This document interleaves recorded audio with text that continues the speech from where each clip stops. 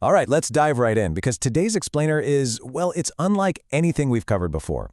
We're looking at a deeply harrowing, completely true first-hand account that explores the really dark, often misunderstood realities of severe sibling abuse, parental complicity, and the eventual psychological diagnoses that bring it all into a cold, clinical light. We're going to set the stage respectfully here as we unpack a gripping story drawn directly from an incredibly brave source. This isn't just a story about trauma, right? It's a structural look at how silence is manufactured within a family and ultimately how the truth survives. It's heavy, for sure, but it is absolutely crucial for us to understand. I want to drop you directly into the terrifying moment that anchors this entire account. Picture this. The narrator is just 16 years old. She's backed against an upstairs linen closet by her 13-year-old sister, Dayla.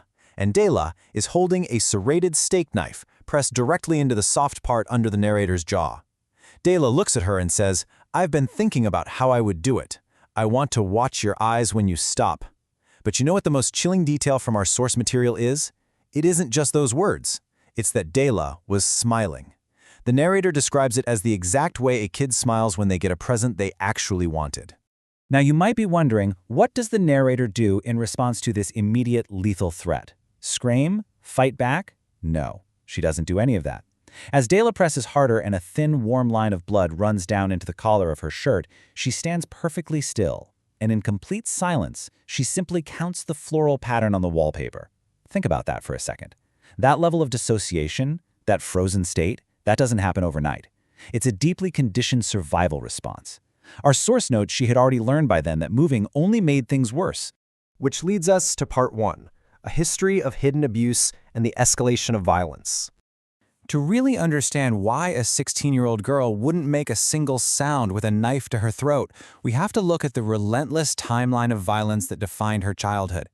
At age 9, Dayla, who was only 6 at the time, held the narrator's hand over a gas burner until her palm blistered. At age 11, on a family trip, Dayla pushed her head under the water in a motel pool and held it there until the narrator's vision literally went white. A lifeguard actually had to pull her out. By age 12, the narrator required 3 skin grafts on her forearm because Dayla waited until she was asleep to cut her with scalloped pinking shears. She explicitly chose those shears, she said, because the pattern was prettier. And finally, at age 16, the knife in the hallway. So, I know what you're asking. Where were the parents in all of this? How does a child endure 3 skin grafts and a near drowning without anyone intervening? Well, when the narrator was 9 and told her mother about the gas burner, her mother slapped her for lying. They actually sent the narrator, the victim, to therapy, not the abuser. They explicitly blamed the narrator, telling her she was just provoking Dayla. At the family swim club, they called the physical scars embarrassing. They dismissed severe, life-threatening violence with the casual phrase, "sisters fight." The parents actively forced the narrator into silence by building this massive wall of excuses around Dayla. So by the time she was 13, the narrator had simply stopped telling anyone anything. And that brings us to part 2, the lamp attack, a fatal mistake, and a breaking point. Exactly 2 days after that knife incident in the hallway, the parents' carefully constructed illusion finally shatters like glass. It's a true domino effect. Step 1, the mother does something completely mundane. She grounds Dayla from a sleepover because her room wasn't clean. Step 2, as the mother turns to walk down the stairs, Dayla picks up a porcelain lamp from the hallway table and just smashes it over the back of her mother's head. The mother falls down 6 steps, breaking her wrist. Dayla comes right down after her with the jagged base of the broken lamp, flashing that exact same smile she had in the hallway with the knife. Step 3, by pure chance, the father had forgotten his briefcase and walks through the front door at that exact second. He witnesses the whole thing himself. The source notes that for the very first time, his face did something it had never done when the victim was just the sister. He goes pale. Step 4, he grabs Dayla's wrist, she tries to bite him, and he finally calls the police. This sets up part 3 perfectly, revealing the truth and dropping the turtleneck. So, in the chaotic aftermath, the police arrive. The mother is bleeding on the floor, but she's actually sobbing to the officers, claiming Dayla tripped, begging them not to take her baby. The delusion is still incredibly strong here, but the responding officer looks at the shattered lamp, and then he looks at our narrator, standing quietly in the doorway wearing a turtleneck to hide her fresh neck wound. He asks if she wants to say anything, and for the first time in years, she stops hiding. She pulls down the collar of her turtleneck, revealing the shallow knife cut. She rolls up her sleeves, exposing the burn scars and those distinctive pinking shear scars up and down both forearms. She tells the officer everything: the burner, the pool, the shears, the knife. And most importantly, she explicitly tells the police that her mother knew and her father knew.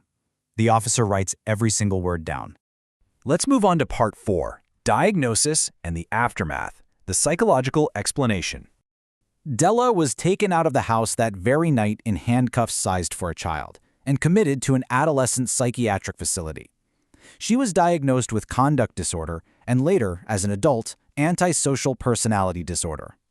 Now, objectively speaking, these clinical diagnoses are characterized by a chronic, pervasive pattern of aggressive behavior, a complete disregard for the rights and safety of others, and a profound lack of empathy or remorse.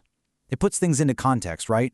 It explains why therapy for the sister didn't work, why the phrase "sisters fight" was so dangerously inadequate, and the deeply rooted pathology behind a child smiling while holding a blade to her sibling's throat. Fast forward to today, and Delilah is 29 years old. According to the source, she has been in and out of psychiatric facilities and prisons ever since that night. The trajectory of her violent behavior, left unchecked for so long by her parents, became a lifelong, institutionalized reality. Let's take a second to contrast how the parents ultimately handled this undeniable truth being brought into the light. The mother spent 6 years apologizing before the narrator could even be in the same room with her, without her hands physically shaking. She did eventually accept the reality of what happened. The father, however, he never apologized.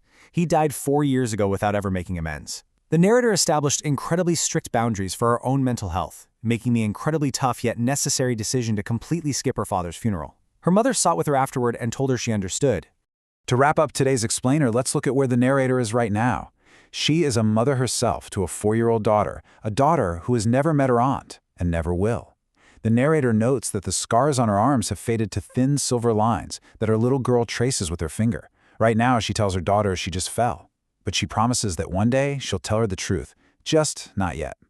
It leaves us with a profound thought on the absolute necessity of boundaries, breaking generational cycles of trauma, and the eventual, liberating power of truth. It really makes you wonder, when a family's darkest secrets are finally exposed to the light, what does it truly take to rewrite the future for the next generation? Thanks for joining me on this deep dive, and I'll catch you in the next explainer.